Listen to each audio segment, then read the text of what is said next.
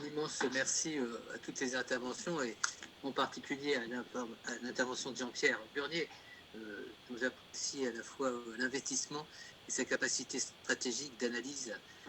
Il fait avancer les choses et j'imagine que Marie-Claire aura des propositions à lui faire dans un instant.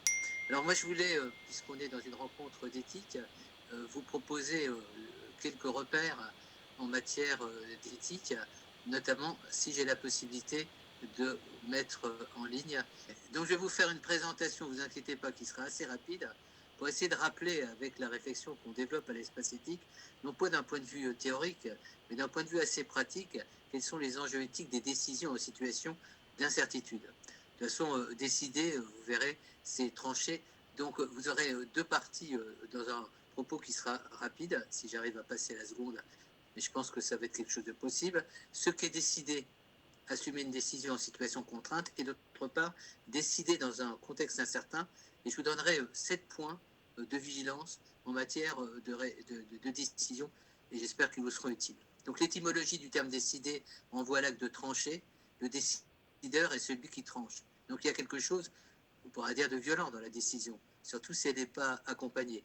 Et c'est là où c'était intéressant ce que disait François Blot, comment la décision c'est un processus qui doit impliquer, qui doit associer, qui doit prendre en compte la personne dans sa capacité de décider bien sûr, mais dans sa capacité aussi de s'approprier une décision, celle qu'on devra assumer ensemble. Il doit être en mesure d'argumenter et de justifier ses arbitrages, d'assumer les conséquences morales et parfois judiciaires de ses décisions au même titre que de ses indécisions. Et c'est vrai que l'indécision est quelquefois plus péjorative et j'allais dire plus dramatique que la décision, quelle qu'en soit le coût et les conséquences. Mais vous voyez, ce qui est important à retenir, c'est de justifier ces arbitrages. Et ce qu'on attend, on le verra tout à l'heure, du président de la République, par exemple, ou des décideurs, c'est pas qu'ils décident, mais qu'ils nous disent au nom de quels critères, en argumentant de quelle manière, avec quel type de délibération il a pris de décider. Donc, une décision. Décider, c'est exercer une responsabilité. Vous voyez, c'est la responsabilité de celui qui décide, dont on est comptable vis-à-vis de soi et pour les autres.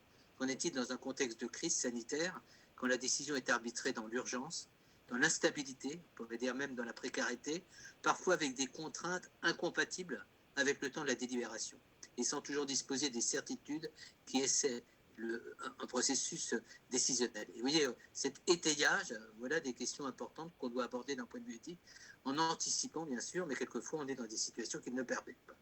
Décider, c'était sans être, je vois que certains ont pris déjà la main sur le diaporama, c'est très très bien, bravo, félicitations. C'est juste un point, alors je reprends l'angle avec mon ordinateur. Décider, c'est comprendre que le processus décisionnel doit justifier d'une exigence de discernement, de pertinence et de concertation qui conditionne la recevabilité et l'acceptabilité des mesures préconisées. Et moi aussi, j'ai regardé cette première intervention de l'homme on vient de l'évoquer, qui a mission d'expertiser les politiques publiques. Et donc on attend ses conclusions avec intérêt. Mais c'est vrai qu'il mettait de suite en valeur les difficultés qu'il y a eu finalement à créer du débat public par rapport à des enjeux qui le justifiaient. Les principes favorisent l'adhésion à une stratégie déterminée en situation de crise sanitaire par des contraintes de nature à dégrader certaines pratiques. Et vous voyez, la prise en compte de l'expertise des acteurs de terrain, la loyauté, la transparence et la rigueur dans l'explication des arguments mobilisés pour justifier une décision, l'attention portée à l'applicabilité et à la soutenabilité, à l'évaluation et accompagnement des dispositifs mis en œuvre. Et vous voyez à quel point c'est pas tout de décider. Il y a en amont effectivement le processus décisionnel, on pourrait l'analyser, il y a des cours d'éthique pour ça, mais il y a aussi l'accompagnement de la décision. Il y a ensuite l'accompagnement en termes d'observation, d'analyse, et éventuellement même de réversibilité d'une décision. Il y a toute la proportionnalité de la décision. Bref, vous avez tout un ensemble de critères qui sont indispensables au fait que cette décision, si on l'implante, il faut la suivre en quelque sorte ses conséquences et pas uniquement ses finalités. J'en arrive sur la partie peut-être plus substantielle de mon propos à travers quelques propositions. Vous référez avec intérêt à la revue de l'espace éthique qui vient de sortir, Face à l'imprévisible, prévoir, s'adapter, inventer. Vous voyez, je pense que dans la stratégie décisionnelle, dans le processus décisionnel, cette notion de prévision est importante, d'anticipation, d'adaptation, puisqu'il va falloir accompagner et quelquefois adapter ce qui a été la première décision. L'inventivité, bref, toute cette réactivité au quotidien me semble important. Et donc j'en arrive à mes points que j'ai identifiés. La crise se caractérise par l'exacerbation et l'intensification d'incertitudes qui ne sont pas ordinaires mais radicales. J'ai repris cette nuance à Paul Louveil-Dubuc, avec lequel j'avais discuté de ces questions de la décision.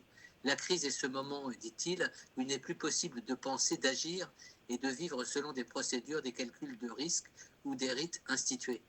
Et les raisons d'agir qui semblent s'imposer un jour peuvent être évoquées le lendemain. Et c'est toutes les problématiques qui créent de l'incertitude, de la peur et cette indécision qui est faite d'une certaine manière d'une stratégie d'adaptation au jour le jour peut être mal comprise par le public. C'est donc la disparition de tout script pour l'action qui impose d'autres pratiques, des ajustements constants dans un contexte dégradé.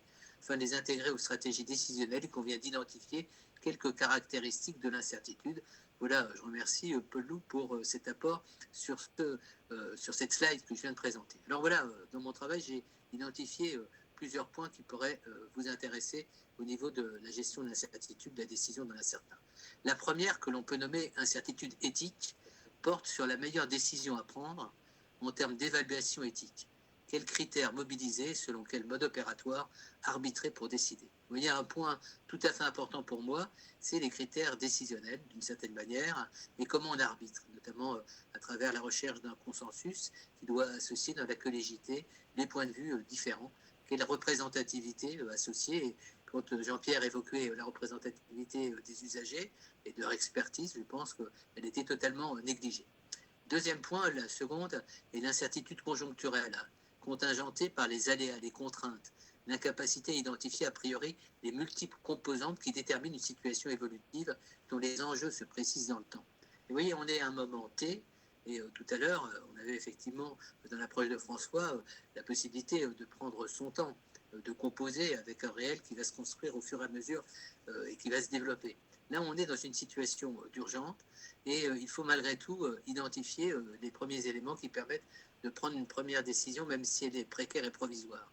Même si on sait que l'évolutivité des circonstances fera que, d'une certaine manière, la caractéristique même de ce qui est une décision robuste se précisera dans le temps. Donc il faut faire avec cette composante et voir de quelle manière l'intégrer, notamment dans la communication avec la personne. La troisième composante est l'incertitude épistémique, selon quel savoir, expertise, expérience engager un processus décisionnel, en recourant à quelle validation, accompagnement et évaluation des dispositifs mis en œuvre.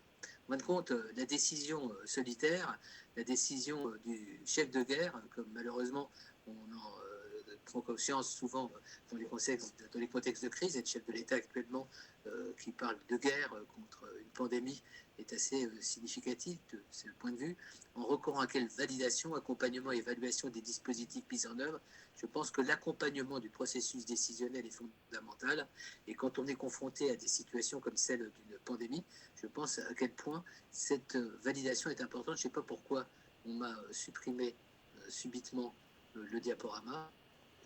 J'avance et je vais bientôt conclure, soyez rassurés. Donc on est la troisième et l'incertitude épistémique que je viens d'évoquer. La quatrième est l'incertitude managériale, si délicate à concilier avec le devoir de décider, souvent dans l'urgence, de prendre position et d'assumer des responsabilités dans un contexte précaire, peu favorable aux analyses robustes, d'informations et d'injonctions contradictoires, de pression notamment médiatique, donc déstabilisant. Et voilà quelque chose qui est important, le décideur a aussi à décider au sein d'une équipe par rapport à un ensemble de collaborateurs, de collaboratrices, et il doit à un moment donné trancher quelquefois par rapport à des approches contradictoires. La cinquième, soyez rassurés, il y en a 7, la cinquième est la suivante.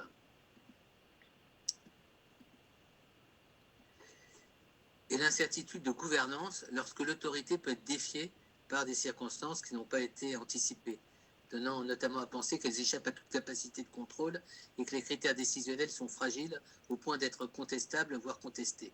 Et vous voyez, vous avez effectivement à intégrer cette dimension dans la difficulté de décider ou de lancer un processus décisionnel lorsque vous êtes effectivement dans cette incertitude qui est l'incertitude que vit notamment celui qui à un moment donné arrête un choix, et donc j'appelle ça l'incertitude de gouvernance.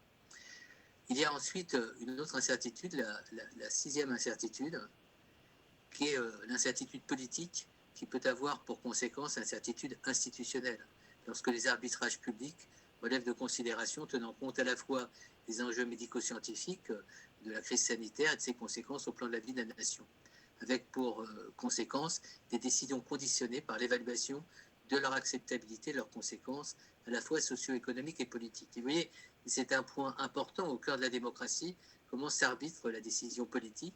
On ne comprend pas toujours le pourquoi de la décision politique, mais elle intègre beaucoup de composantes.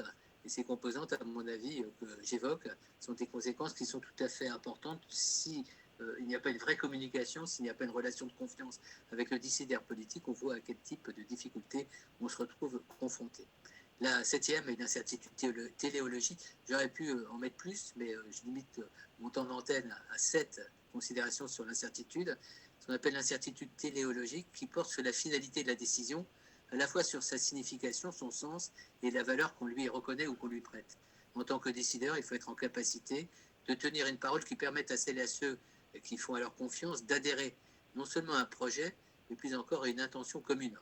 La décision doit avoir du sens et en quelque sorte porter l'espérance d'un horizon, celui de l'après, lorsqu'aura été surmontée cette crise ensemble avec rigueur, efficacité et volontarisme, et sans renoncer aux valeurs qui fondent la vie démocratique. Et vous voyez que cette notion de visée, cette notion d'une décision qui porte un projet, une intention, et qui est claire, qui est lisible, qui est d'une certaine manière de la sorte acceptable, conditionne pour beaucoup la capacité pour une société de se reconnaître dans un processus décisionnel, notamment lorsqu'il nous ouvre des contraintes, et c'est un petit peu le cas de ce qui va nous être annoncé tout à l'heure et qui nous a été annoncé dès les premières décisions en matière de pandémie. J'en termine sur 2 points dans la conclusion.